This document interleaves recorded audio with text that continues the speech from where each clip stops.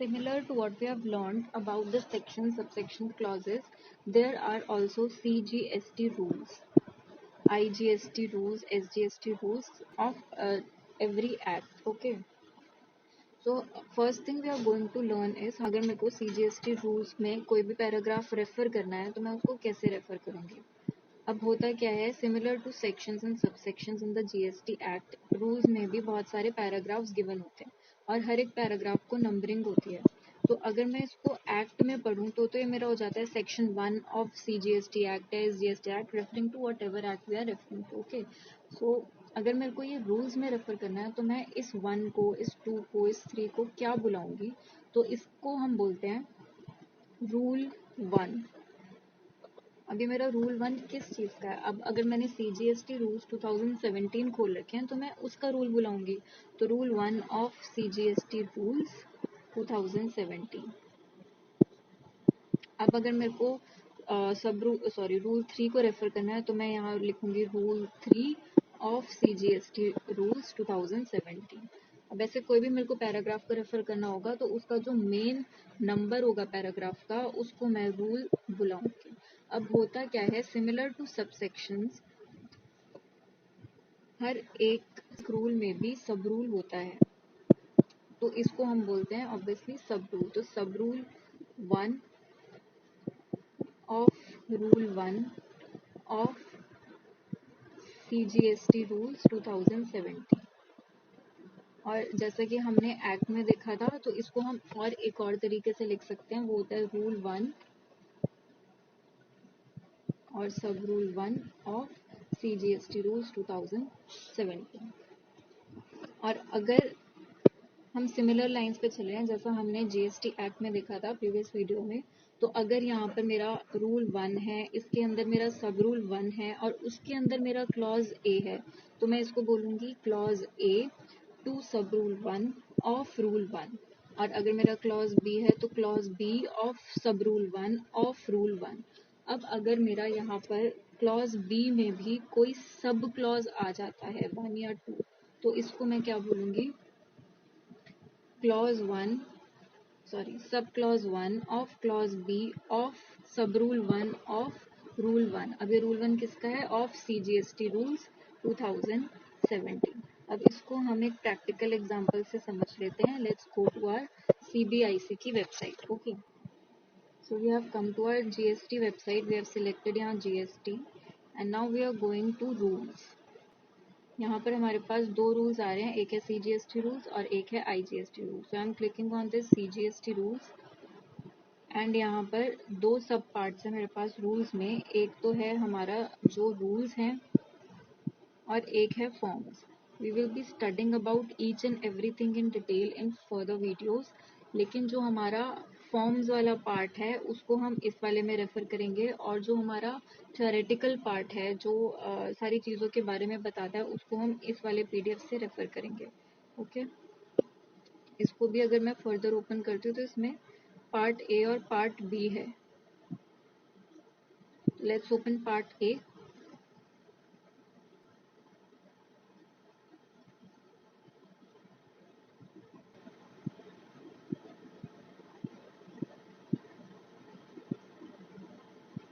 Okay, तो अगर मेरे को यहाँ पर रूल 1 को रेफर करना है तो इसको मैं कैसे बोलूँगी, रूल 1 ऑफ कौन सा, हमारा कौन सा चल रहा है, part A of CGST rules 2017. और अगर ये पार्ट बी होता तो मैं बोलती part B of CGST rules 2017. Okay, अब अगर मेरे को यहाँ नीचे ये रूल 6 स्टार्ट हो गया. ओके, अब मेरे को इस वाले पैराग्राफ को रेफर करना है. ये रूल 6 का थर्ड पैराग्राफ है तो इसको मैं कैसे बोलूँगी, सब rule 3 of rule 6 of part A of CGST rules 2017.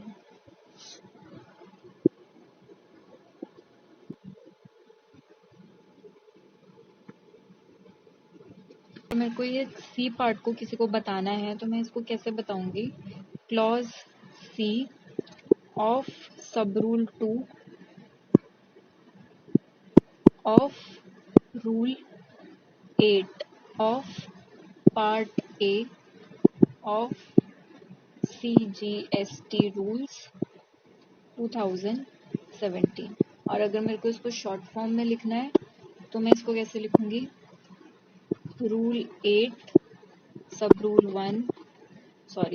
2 clause C of Part A of CGST Rules 2017। Okay, अब सेम लाइंस पर प्रोविजोस और एक्सप्लेनेशंस भी होती हैं। जैसे यहाँ पर एक्सप्लेनेशन गिवन है, तो अगर मेरे को इस एक्सप्लेनेशन को कॉल करना है, ये सब रूल 2 में है, लेकिन ये रूल कौन सा है? ये रूल है हमारा 9। तो what we will say is explanation to sub rule 2 of rule 9। Okay, और of Part A of CGST Rules 2017, और we could have also written as इसकी जगह Rule 9 Sub Rule 2। ओके, और similar goes with the proviso. जैसे अब यहाँ पर आपका प्रोविजो भी गिवन है, तो इसको हम लिखेंगे first proviso to sub rule या to rule 9(1) of Part A of CGST Rules 2017। Okay, now the next part that we come on is what are these rules? ये rules क्यों है? हमें आज दे तो रखा है, तो why are rules? What are notifications? What are circulars? What are orders? अब होता क्या है इन CGST एक्ट या आप कोई भी एक्ट ले लो, चाहे वो कंपनी लॉ हो या इनकम टैक्स एक्ट हो या SGST एक्ट हो, कोई भी एक्ट हो, उसमें होता क्या है, ये सारे जनरल प्रोविजंस बताता है कि ऐसे ऐसे करना है, ठीक है। लेकिन इस जनरल प्रोविजंस के लिए एकदम डिटेल्ड आपको रूल्स एंड प्रोसीजर्स दे रखे होते हैं कि ये कैसे करना है, और इस प्रोसीजर को दिया जाता है इन रूल्स। तो अगर आप कभी भी कोई भी एक्ट रेफर करोगे तो उसमें हमेशा कंप्लीट डिटेल्स नहीं होती, लास्ट में हर एक सेक्शन सब सेक्शन में लिखा होता है एज मे बी प्रिस्क्राइब्ड या as may be specified.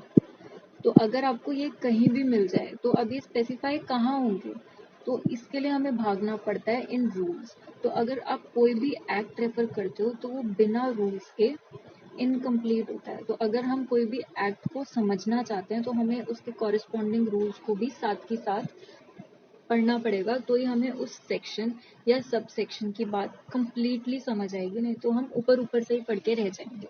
Okay, अब नेक्स्ट वी कम, ये तो हमारा रूल्स हो गया। रूल्स समझ आ गया होगा कि जो स्पेसिफिक प्रोविजंस होते हैं हर एक एक्ट के, हर एक सेक्शन के, वो हमें रूल्स में गिवन होते हैं।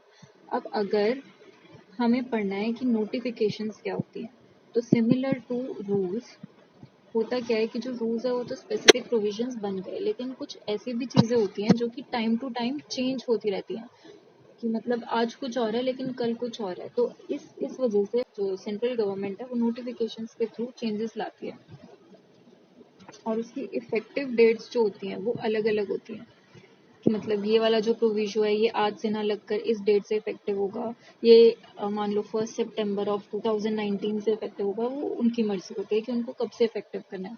तो अभी नोटिफिकेशंस आती कहाँ पर है और हम पढ़ते कैसे हैं? तो सबसे पहले तो अगर जैसे आपने CGST एक्ट खोला है, तो अगर यहाँ पर आप सर्च करोगे जाकर, तो आपको ज़्यादातर ऐसे वर्ड्स मिलेंगे एज मे बी नोटिफाइड। अगर आपको ऐसे वर्ड्स मिल जाते हैं तो आपको कहाँ भागना है? आपको भागना है नोटिफिकेशंस की लिस्ट में, और अगर वो नोटिफाई हुआ होगा तो उसका इफेक्टिव डेट कि वो कब से इफेक्टिव होगा, उसका प्रोसीजर किस किस पे एप्लीकेबल होगा, वो उस नोटिफिकेशन में अच्छे से डिस्क्राइब कर रखा होगा। अब जो नेक्स्ट बात आती है कि नोटिफिकेशंस आती कहाँ पर है, तो हम सिमिलरली अपनी cbic.gov.in पर भागते हैं और हम वहाँ से देखते हैं कि वहाँ पर हमें नोटिफिकेशंस कहाँ दिखती है। तो हम आ गए हैं अपने CBIC की वेबसाइट पर, हम इस रूल्स को मिनिमाइज कर देते हैं, और अगर यहाँ पर आप देखो तो ये नोटिफिकेशन दिख रहा है, तो हम इस नोटिफिकेशंस को ओपन करते हैं। और अब देखो नोटिफिकेशन हर एक चीज़ के लिए आ रखी है, सेंट्रल टैक्स के लिए, इंटीग्रेटेड टैक्स के लिए, UT GST के लिए, कॉम्पनसेशन सेस के लिए, और अच्छा स्टेट का स्टेट में आएगा। ये सेंट्रल गवर्नमेंट की वेबसाइट है तो सेंट्रल गवर्नमेंट के रूल्स नोटिफिकेशन एक्ट आपको यहाँ नहीं मिलेंगे। हर एक स्टेट गवर्नमेंट की अपनी अलग से वेबसाइट है, तो आपको उस स्टेट गवर्नमेंट के वेबसाइट पर एक्ट रूल्स नोटिफिकेशन मिलेंगी। ओके, और वो कॉरेस्पॉन्डिंग सेम होती हैं, बहुत माइन्यूट कभी कोई चेंजेस होते हैं तो होते हैं, लेकिन ज़्यादातर सारे के सारे पैरेलल प्रोविजंस चल रहे हैं। तो अब अगर मैं यहाँ पर सेंट्रल टैक्स की नोटिफिकेशंस खोलूँ तो आप देखोगे कि यहाँ पर हर एक ईयर के लिए अलग अलग आपके पास ऑप्शंस अवेलेबल है कि आपको 2020 का रेफर करना है, 2019 का रेफर करना है, 18 का या 17 का। तो अगर मेरे को जैसे 2017 का रेफर करना है तो 2017 के सारे नोटिफिकेशंस खुल गए हैं।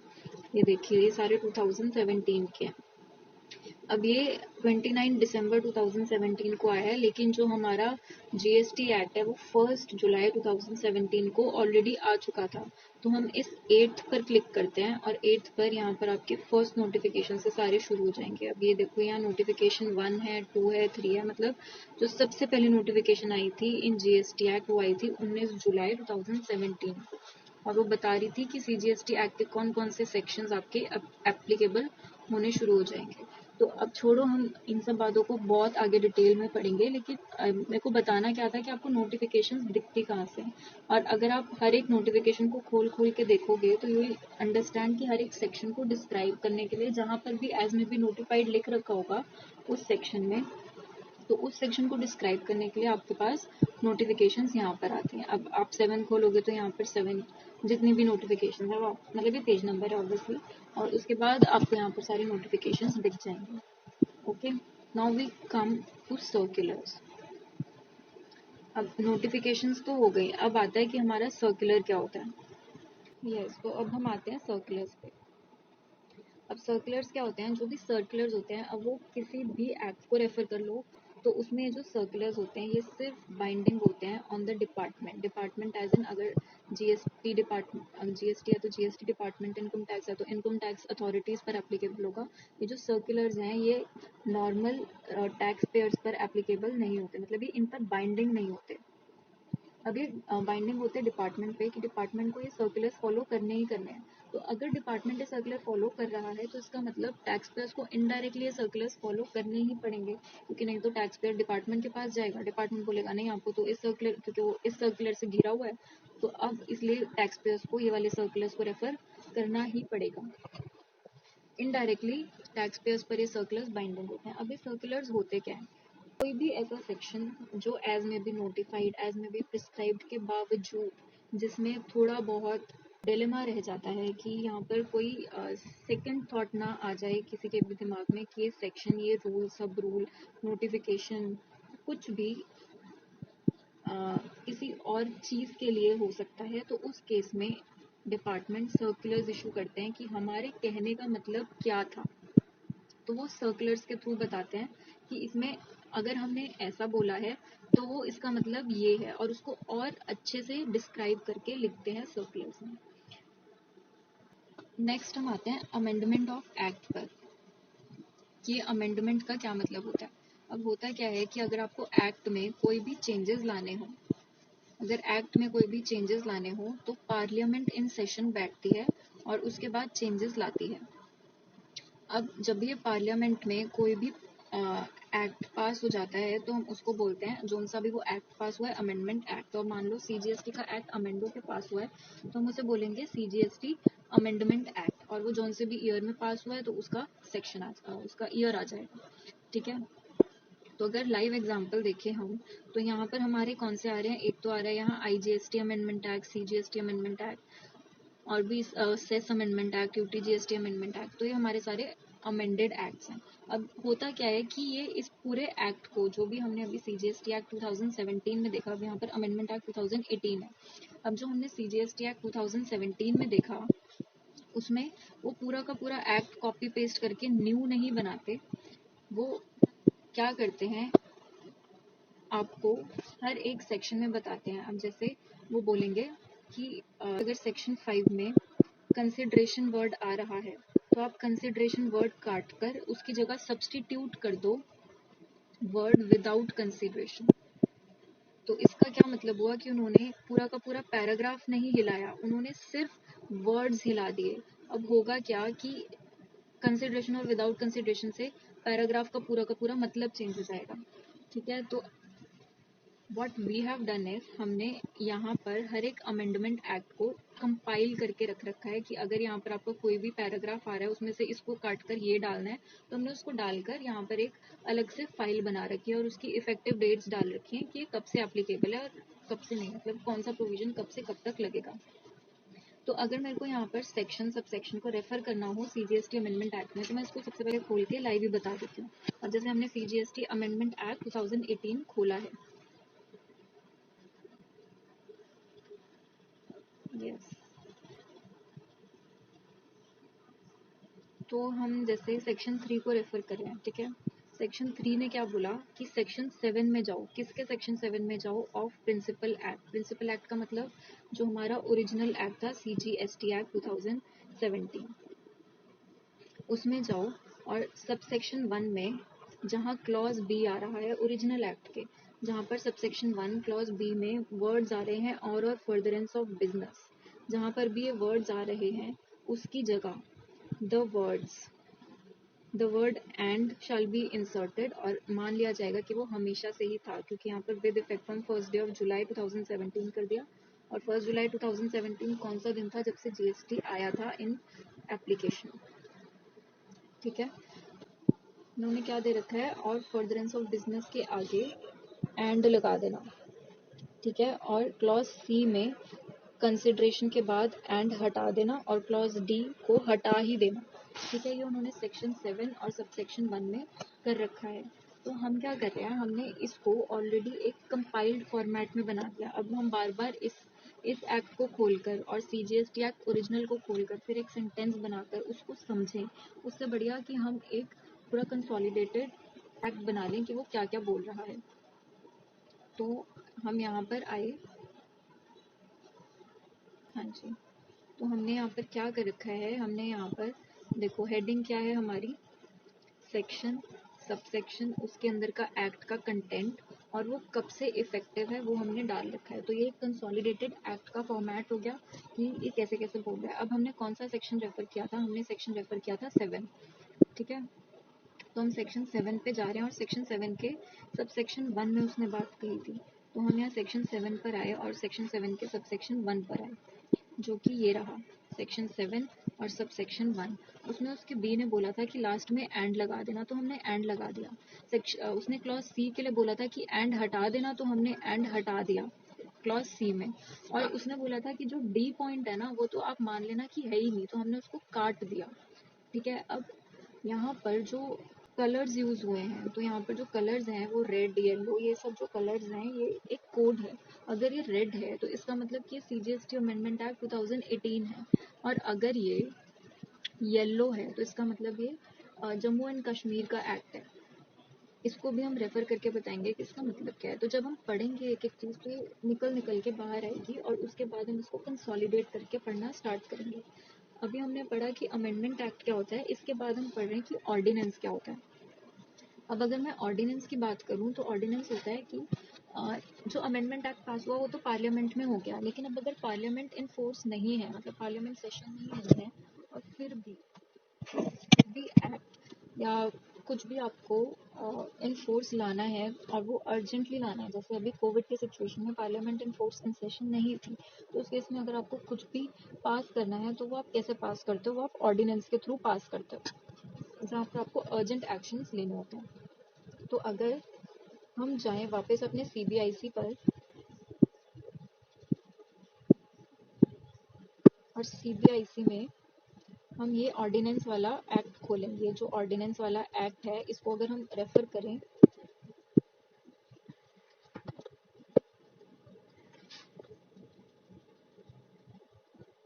देखो इन्होंने क्या बोल रखा है, Parliament is not in session and the President is satisfied that the circumstances exist which render it necessary for him to take immediate action। ठीक है, और इसी पावर की वजह से यहाँ पर ऑर्डिनेंस पास हो रहा है और उसमें क्या क्या लिखा है तो ये डिस्क्राइब किया गया है।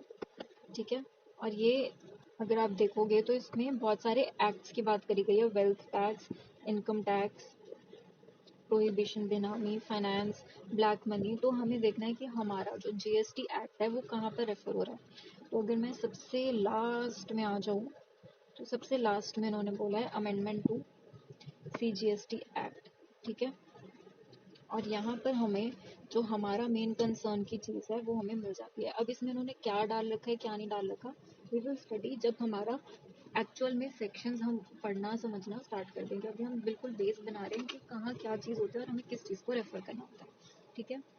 अब हमारे जो बेसिक चीज़ें हैं वो हमारी रेफर हो चुकी हैं। अब हम नेक्स्ट चीज़ जो पढ़ेंगे वो हम पढ़ेंगे about the GST rates and HSN codes. Okay, so see you then, bye, take care.